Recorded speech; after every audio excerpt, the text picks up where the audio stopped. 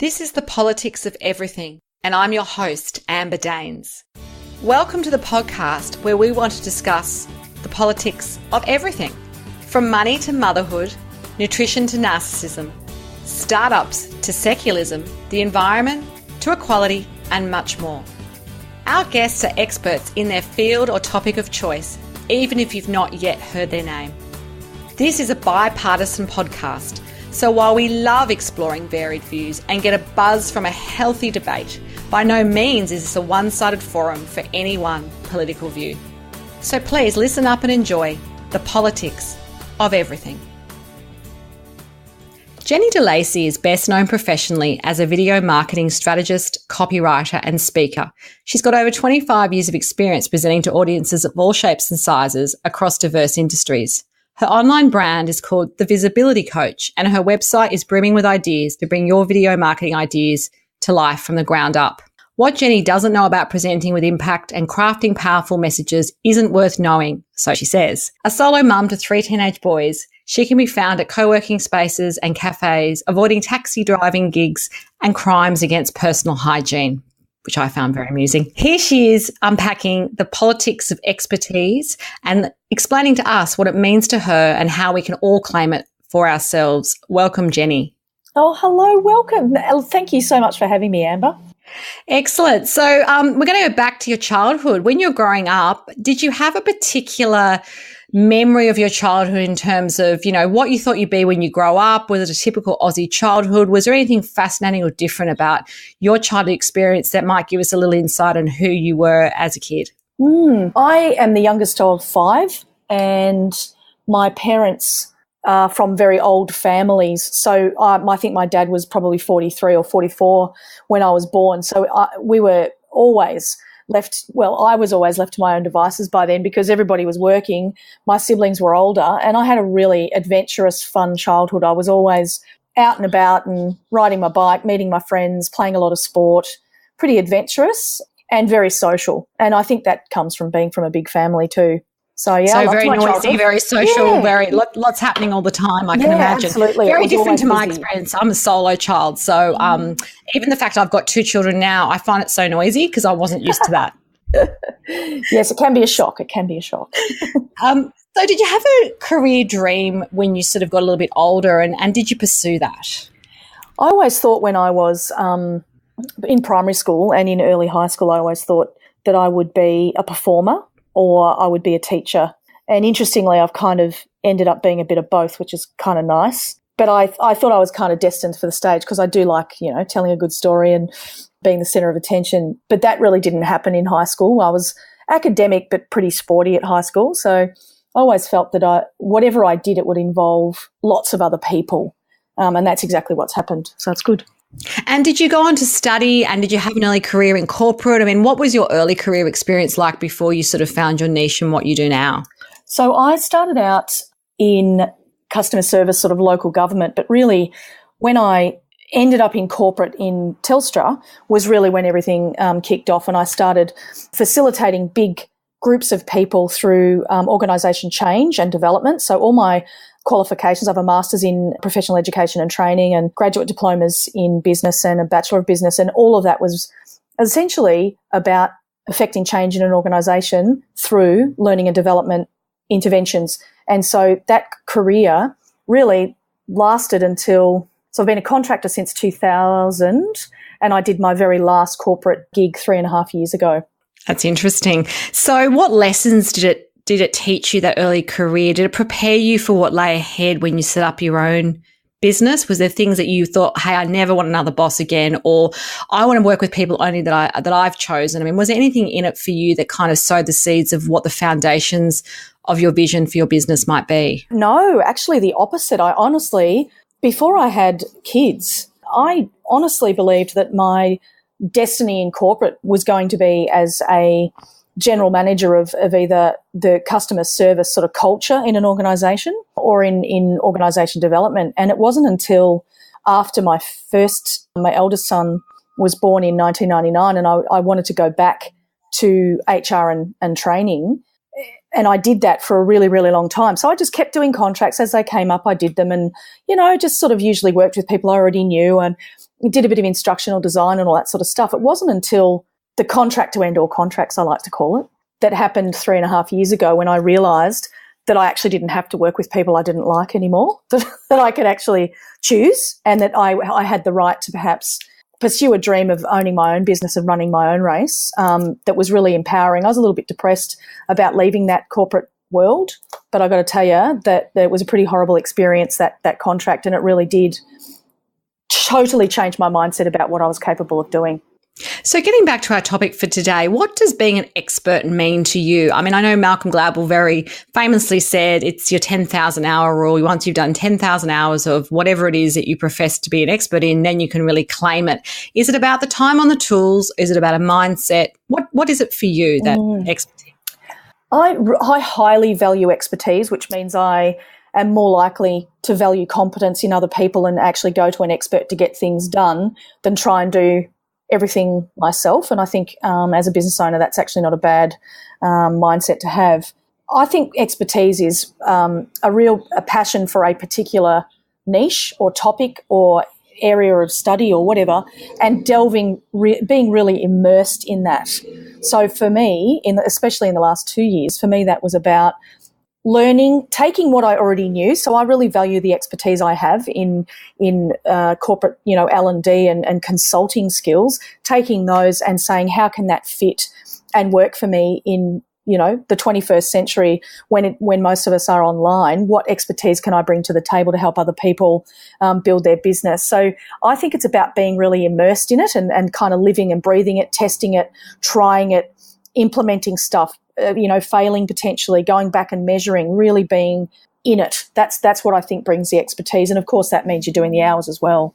Absolutely. So in what you're doing now as a video marketing strategist, how have you really refined that expertise so that it's quite a niche in a way? I mean, how have you really kind of worked on that from a personal point of view? And can you give us examples of, maybe where you've tried something and it hasn't worked, or you've had to kind of collaborate perhaps to get the expertise that you need to get your business to where it needs to go to? It's when you talk about video marketing in terms of how it can complement the marketing we're already doing and amplify, if you like, the sort of lead generation we do, or the client nurture stuff we do, or the things we put on our website for people to get to know, like, and trust us. What I realised was that I am not actually the tech person. My expertise lies in clarifying what it is you actually want to share and what you want to say, and generating the ideas and the programs and the words and the scripts around that and where it's going to fit in your current marketing. So if somebody came to me, and this has happened recently, where they think I'm the videographer potentially, or they think I'm actually going to be able to edit something together for them. Now, I can do that for myself, but that's not what I do for my clients. I teach them how to do it themselves, or I encourage them to outsource it. And so that was a really absolutely. interesting, I think that's an important point, isn't it? It was good learning for me, actually. Yeah. I think sometimes people, when they come to you, they want you to do everything, or their expectations might be different to what you're able to offer. So how do you articulate that to clients so they still feel like they're getting the full value of the experience with you? The way that I word it normally is that no matter whether you are outsourcing to a videographer or you are going to set you and your team up to create DIY video content or Facebook Live or whatever, regardless of the method you choose to create that content, you must be clear about what you are going to say. What do you want to share? What's the point of all this time and energy and potentially money in creating this content if you have not got your words and your messages clear? So I really believe that the strategy and the messages we want to share are the absolute number one thing that we have to tackle before we bother spending time and energy and money using video marketing to grow our business. Absolutely. So changing tack a little bit, as a mother, and I'm one as well, we all need to learn to do lots of things, become experts in all sorts of things we never thought we had to, like, internal arguments, sewing on buttons at 2 a.m, all sorts of things that perhaps aren't your day job. But how has being a mother and perhaps a solo parent shaped your definition of expertise and where you put your energy? Because I think sometimes with expertise, it's about, where you're putting most of your time and effort. And obviously being a mum is very consuming. So how have you sort of balanced that out with what you're doing in your business? It's a really good question, because in a way, the more if you are 100% committed to your niche, it is so much it's effortless in comparison to being 95%. I hope that makes sense. So sometimes I'll say to people, if you're really committed to being the expert in your industry or in that niche or whatever, it actually makes everything else really easy, because then I know, well, that's not my expertise. I don't have to do that. It makes decision making a lot easier for me. And so, for example, I was really stressed out a couple of weeks ago. I was having a house inspection. I'm renting at the moment. And I just thought, you know what? Find someone else to get the house ready for you. And I found a person who's done some work for me before. She came in, she did an awesome job. My house looked absolutely amazing. It looked like I was moving out, actually. It was like an exit clean. And I think, I love it. Can't we live like that all the time? I know, exactly. So actually being an expert to me means that I can clearly define what I am not good at and find someone else to do it for me when I need it. Yeah. No, that makes sense. And I think that's really sensible. Maybe you only learn that from experience, where you realize you can't do everything. And similar to your business, I'm similar. Like I'm in the process of redoing my website, but I might be a writer, but I'm not an SEO optimized writer. So I've, got experts in. And I think expertise is about knowing also where your shortcomings are, as well as the areas that you're great at and celebrating those. So I think that's great sage advice for all of us. So for your business, do you have a certain type of client? Is there like an avatar of the perfect client for you, or the range of clients that you work with? Or how do you actually define who it is that's your market? It's a really good question, because we're encouraged really to, pick an avatar. And let's say I chose female entrepreneurs, and they might have different struggles or different issues around video marketing compared to a small business owner with 10 staff members. But actually, the longer I've been doing this, the more I realize that is actually not true. And that if I am true to my expertise, is here is a system that I will successfully implement in your business for you, whether you are a solo entrepreneur or you have a team of people that you want to train to actually create the content planning and the strategy and create the video content and Facebook Lives and so forth. So it's more about businesses that are ready to take their marketing to a broader, more visible space through video. So that's who my client is. So sometimes that's about internal development. It could be about client nurture. It could be about lead generation. So it completely depends on where the client wants to sort of amplify what they're doing already to get more bang for their buck, basically, through video marketing. And do you find a lot of the clients have never done it before? Like they're sort of looking for you to educate and hold their hand a little bit? Or do you get clients who maybe come to you because they want to just do it better? Or is it a mix of both? No, it's actually the former. You're right. It's usually people who haven't implemented it, have seen some statistics and are thinking, we're not getting out the same results we were getting on Facebook in the past, or, hey, our leads have sort of slowed down. We want a different way to communicate with our clients. So as an example, I had a finance client with, a fairly big database, and they only really see them once a year. And so he said, I want to create some videos. What are your thoughts? And we came up with some really great ideas, and he interviewed other clients and we created videos around that, and he then sent them out to his database. So they got to see and experience him as the business owner, but also other people just like them in those videos. So it's usually people at the very beginning of the process that I tend to work with. Absolutely. No, that's a great insight. How do you keep up with the latest sort of, trends and ideas for video and online marketing? How do you make sure that you are at the top of your game in your expertise? That's a really good question, because actually I really don't love tech. I don't want to use apps. I don't want to learn apps. I find it really takes up a huge amount of time for not a very necessary part of my business, because, again, I come back to the messaging and the strategy around this. So what I do is, again, this is about outsourcing. I don't like doing that sort of research. I have someone else do some research probably every couple of weeks about latest statistics, any new apps that have come out, whether or not we want to test those apps. What are they good for? What value are they going to add? When in fact I'm a huge advocate for face to camera videos, because that's what lets people get to know us, like us, and trust us. So do I want to move in towards, the latest trend of the latest app that's going to turn drone footage into something really sexy when it's actually got nothing to do with you as a business owner? And the answer is usually no.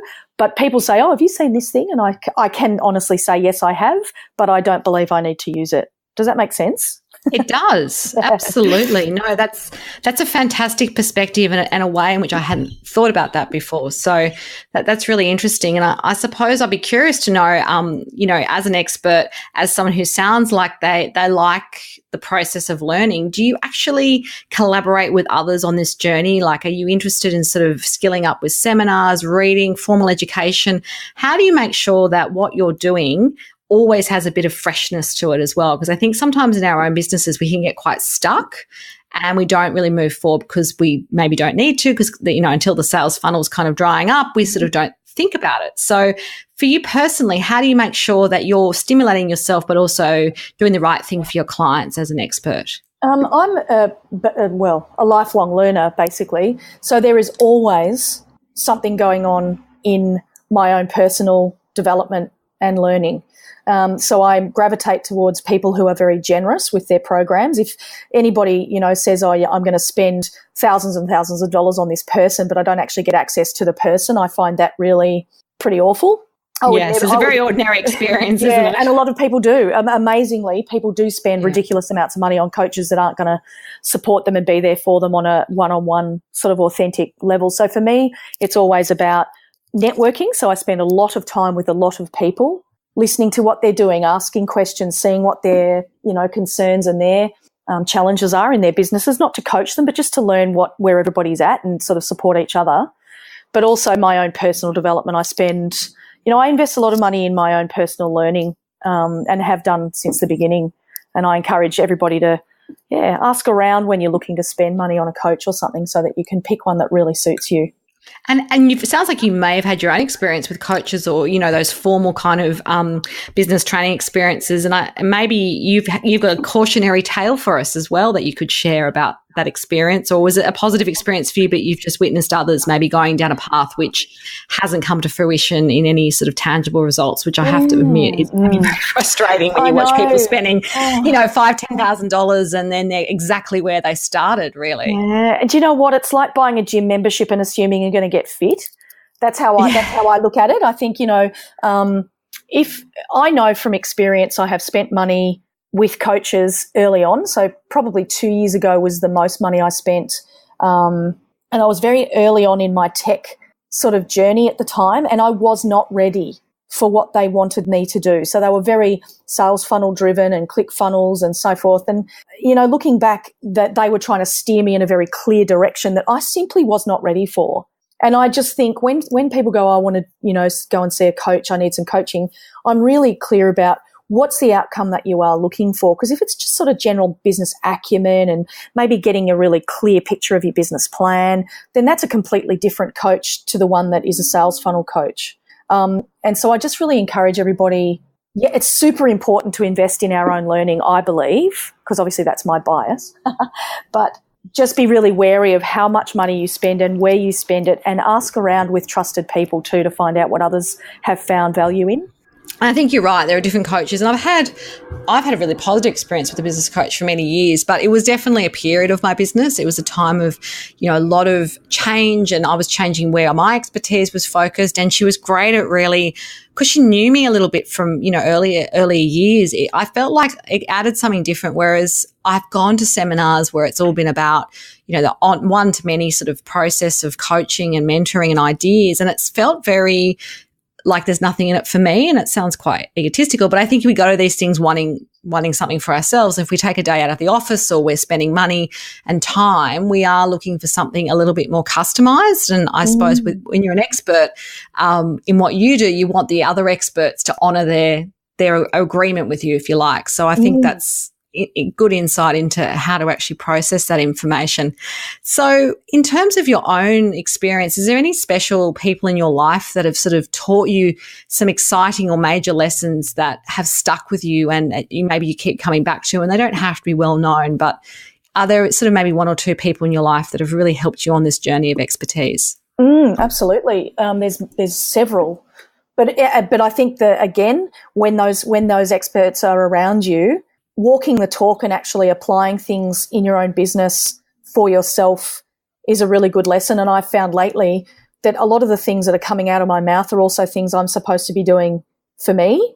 It's really, really interesting that a lot of the time I've been talking to people about, yes, it might feel uncomfortable, but we've got to we've got to do this. And I thought, actually, what am I avoiding that's really uncomfortable? And it's things like phone calls, getting better and better at actually speaking to people over the phone. You'd think that would be easy, but it's actually just really interesting. I know. I know, but you just get so used to it when you're online that you don't talk one-on-one to many people. It's really interesting. So when I started out 3.5 years ago after that terrible contract, Kate Toon was someone who had immediately attracted me because I wanted to be a copywriter, and I did start as a copywriter, and I got some good contracts, and I did some really lovely work in the learning and development space as well as just small business space. And I learned so much from Kate. And again, that generosity is a really big value of mine. And so she is exactly the sort of person I'm glad that I found straight away. So she was instrumental really in me feeling like this was possible, that I could actually, do this. So I love her. She spoke at my meetup a couple of weeks ago. She's absolutely awesome. And she's been a podcast guest. We've got commonality. She talked about politics at SEO. So she was amazing and very self-deprecating and, from a brand point of view, lots of things to love about Kate. So I'm glad that you had a good experience with her as well. Oh, very much so. And look, recently I've spent a lot of time with people who are building bigger communities through Meetup and through sort of Facebook groups, and two people that come to mind there are Francesca Moy, who is again a very generous person, and so is Mark Boness, who is a tribe builder, and he has a very specific system. So I wanted to not just work with women. I really found that that's been really good for me to mix it up and actually have men and their opinions. And Clive Eniver is another one who is just awesome to work with. So they're probably they're the four most important in the last, couple of years for me. Fantastic. Last advice, what would be your final nuggets of gold to people wanting to navigate the politics of expertise?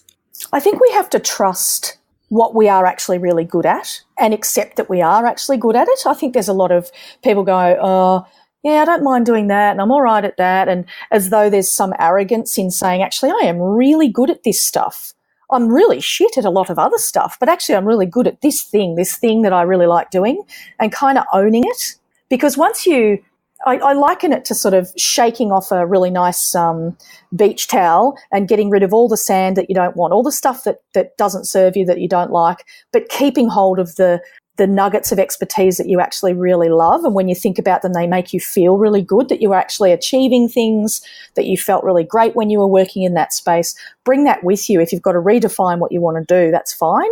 But don't let go of what you're great at. Bring it back and work out how to kind of wear it like a nice pashmina. Because I think that we often let things go as we get older because we think that we've left that career behind, but we really haven't. We just redefine like things. Blocks, aren't they, sometimes. It's like, but also when you're building your own building, you don't have to just take on all the old stuff. You can get rid of some of the rubble. And I think you're right. It's being really clear about, you don't have to chuck everything out. I think some people, when they think about reinventing themselves as an expert, they do tend to go to extremes. It's sort of like, I was an investment banker and now I'm a yoga teacher. I mean, that might be a hobby, but maybe that's not going to be everything for your career. So I think you're right. I think there's often a reason why you've had the earlier experiences, and you can possibly build and learn from those as well.